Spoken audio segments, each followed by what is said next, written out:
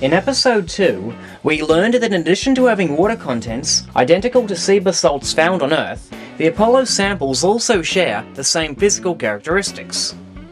Although the moon rocks have chemistries and mineralogy near identical to their counterparts on Earth, propagandists pointed to certain differences in order to claim that they are nothing like rocks on Earth. One of these alleged differences was the lack of water in the samples. We dealt with that already, but there are some other differences.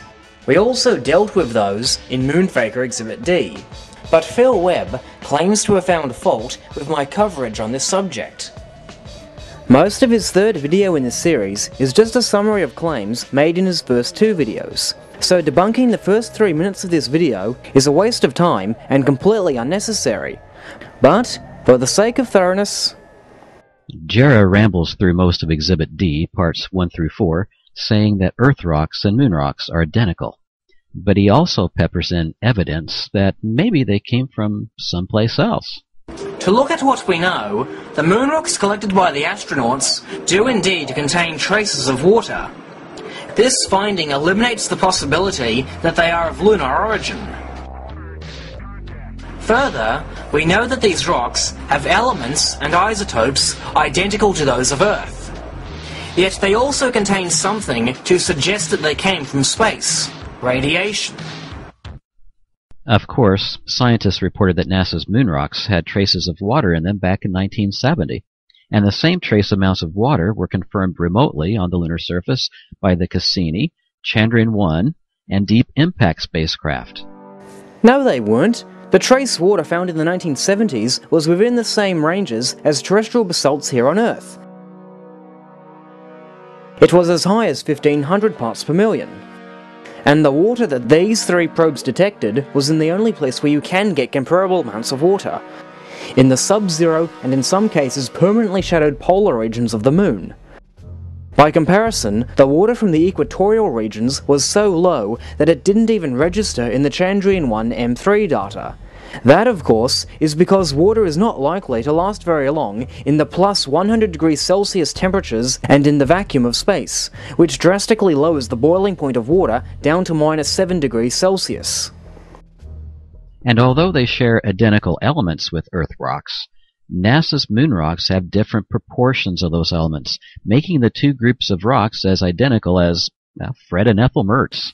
No, Webb, Earth rocks and Apollo samples have the same proportions of the same elements. The only thing different about those proportions is that they vary from element to element. And if you don't believe me, all one need do is compare the chemical compositions of the 2.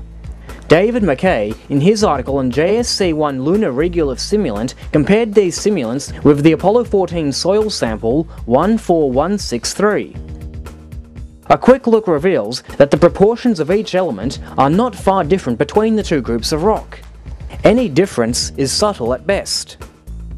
Coincidentally, Robert Gustafson, the guy from Orbitech who sold us the JSC1A simulants, compared this same Apollo 14 soil with JSC1, but he also compared it with his JSC1 substitute, JSC1A. Again, I am hard-pressed to find any far different proportions of the same elements.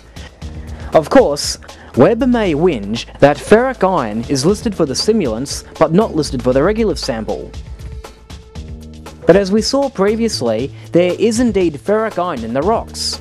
As with the water, whether or not this ferric iron is the result of terrestrial contamination is debatable among geologists.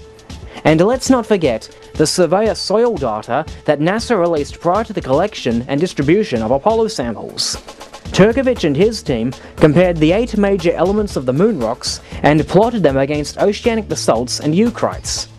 He found that the proportions of the elements in all 3 types of rock were about as identical as 3 of a kind. But what's new here is Jarrah's statement that Earth rocks and moon rocks now have identical elements and isotopes. Jarrah manages to slip in a very subtle, faulty generalization that's sometimes referred to as destroying the exception. To correct Jarrah's statement, you have to add a qualifying word like many, and then state the exception.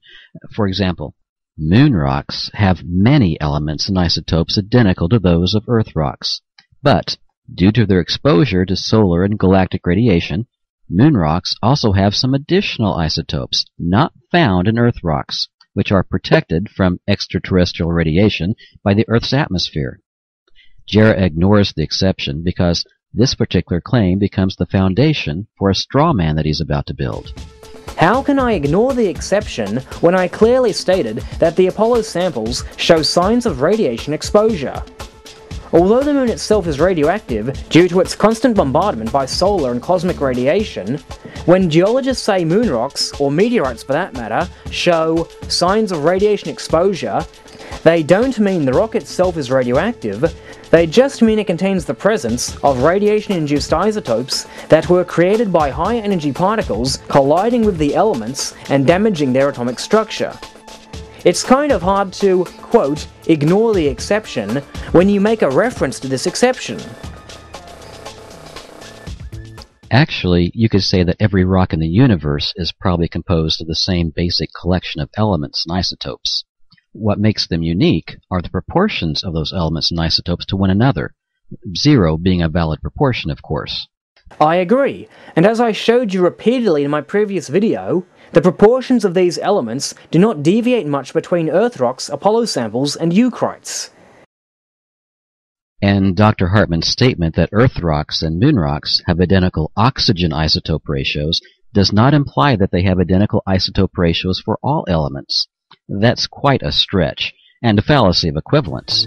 How? As I showed you in my previous video, there are various other isotope ratios that are the same between Earth rocks and Apollo samples. Silicon, hydrogen, and tungsten isotopes being good examples. And didn't you previously state that moon rocks have many elements and isotopes identical to those of Earth rocks? So how is it a stretch and a fallacy of equivalence when in fact oxygen isotopes are not the only isotopes identical between Earth rocks and moon rocks? Webb's clearly trying to have his cake and eat it too. We will take a deep dive into how scientists use ratios of other elements to identify the probable origins of rocks or meteorites later. But for now, we will briefly follow Jarrah down his radiation path. The lunar materials that we've analyzed and that others have analyzed show evidence of having been bombarded by cosmic radiation, which we don't see on Earth because we have an atmosphere that really shields them very effectively. However, the moon is not the only place where you'll find radiation. Meteorites gathered on Earth also show signs of cosmic ray bombardment. This tends to suggest that the Apollo samples we have are in fact a man-made combination of Earth materials and meteorites. I can only guess that the Earth materials were added in a ceramics lab to make these rocks appear somewhat different to regular meteorites. And I can only guess that if the only ingredients in moon rocks were water and radiation, then Jarrah might have a legitimate argument up to this point. But there is so much more that differentiates a moon rock from its terrestrial cousins, all of which Jarrah chooses to ignore. Jarrah's claim is simply another fallacy of equivalence. Webb repeatedly alleges that the only similarities between Earth rocks and the Apollo samples are their oxygen isotope ratios, and that all the elements they are composed of are in different proportions. Yet later on in his video on the Soviet lunar samples, he shows us this chart from the 1983 NASA document Handbook of Lunar Soils, showing the weight percentages of the major elements the Apollo samples are composed of. There's an excellent resource available on the Johnson Space Center's website called the Handbook of Lunar Soils, compiled by Dr. Richard Morris in 1983. This handbook is a complete catalog of the material properties of all non-core samples of soil returned by the Apollo missions. It contains all the soil sample reports, including this one on soil sample number 10002, prepared by Dr. Ursula Marvin and her team at Harvard in 1971. This sample report lists the weight percentage for the major elements and the ppm for trace elements, and is typical for all the Apollo 11 samples. Although Webb spends a great deal of his time showing the weight percentage of these minerals of the Apollo 11 samples, he never shows us a chart for the Earth rocks to compare with. Why do you suppose that is? we remember our comparison we did of Apollo 16's Big Muley to the JSC-1A lunar regolith simulant, which was derived from crushed basalts here on Earth? Lo and behold, the weight percentages for the major elements in the Apollo 11 rocks, aside from titanium, are along the same lines as those found in the lunar regolith simulants. Of course, as Mason and Melson showed, if we removed a good portion of the moon rock's ilmenite, the titanium contents between the two would be a much closer match. Actually, in most cases of Apollo samples, you wouldn't even need to remove the ilmenite to get a closer match between them and the JSC-1 simulants. If we look back through the Handbook of Lunar Soils, we find that the soil samples from Apollos 12, 14, 15 and 16 are all low in titanium. Only Apollos 11 and 17 have significantly higher titanium contents. This, of course, is immaterial, because, again, subtract 18% of the ilmenite and we get an even closer match all round. I think it's fair to say that there are way more similarities between Apollo samples and Earth rocks than just the fact that they both have water in them and the fact that they have identical oxygen isotope ratios. Hey Phil, didn't you say... I can only guess that if the only ingredients in moon rocks were water and radiation, then Jarrah might have a legitimate argument up to this point.